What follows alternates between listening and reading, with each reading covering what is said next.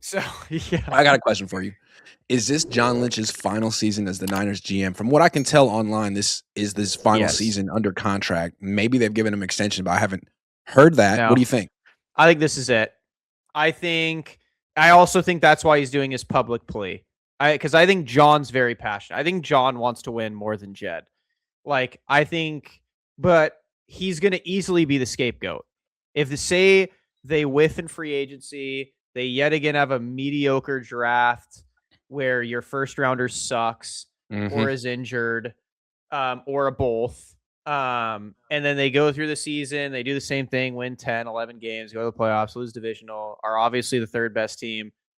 You have to change something. They're not going to fire Kyle, so you'd have to let go of John. Jed is the opposite of Eddie. Eddie was dying to take an action. Jed seems terrified to take one.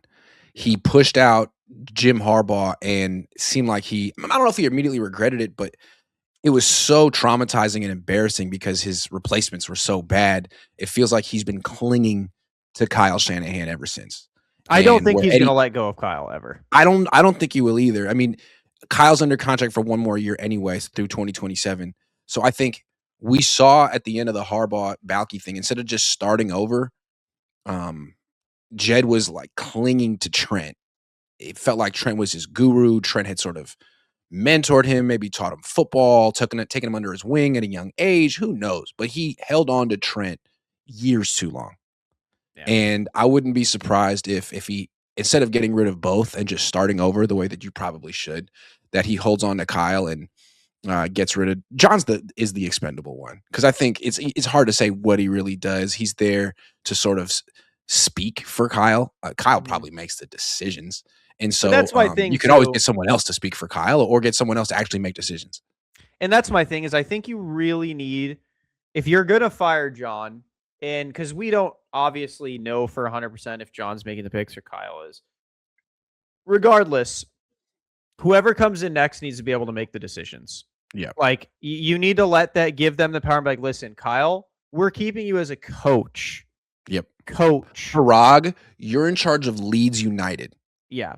Like, you need to let the GM be a someone GM. From the Patriots or the Seahawks or the Rams to run this the way that those organizations are run, because frankly, our organization is kind of rinky-dink and minor league compared to theirs. Dude, the way Steve Young talks, I wouldn't even mind him at GM. This dude seems to want to be aggressive as hell.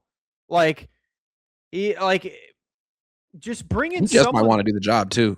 Just bring in someone that's willing to tell Kyle, that has an ego. That's willing to tell Kyle, no, dude, he's not as good as this guy. We're bringing in this guy. You're going to coach this guy. Yeah, Kyle, I know you know what fits your system, but you're not a personnel person. You don't know these players. You can't just watch some cut-ups and tell me who you like. You've tried that for years. It doesn't work. Just communicate with me. We can talk to each other. The problem with Balke and Harbaugh, it seemed like there wasn't really much communication. So Balke would draft someone and Harbaugh's like, dude, what? This guy doesn't fit what we want to do whatsoever. Fangio would feel that way.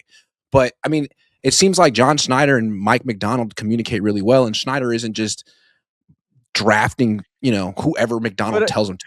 Yeah, that's what I was going to say, is I think it's because John's such a cool, go with the flow, team-oriented, let's just make everyone happy. San Diego. You need someone like Snead, Schneider, Roseman that, again, have egos. You do your job at a very high level. You do that.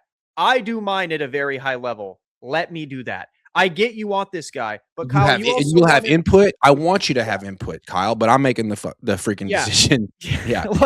Kyle, you drafted Ricky Pearsall over Cooper DeJean because of scheme. You drafted Michael Williams over Walter Nolan because of scheme. And Gray's Let me handle this. Let me handle this one. I got it. You had 10 years. Yeah. And now it's my turn. So, I do it. Maybe the Niners knock this out of the park. And that's why I do think the Niners are going to make a big splash this offseason. I think John Lynch understands that he's entering a lame duck season, that he's the scapegoat in waiting. Yes. He understands. So instead of just going out with a whimper, I think he's going to go out and take a big swing. And, when he's taken big swings in the past, it's been freaking disaster. He's letting them hang.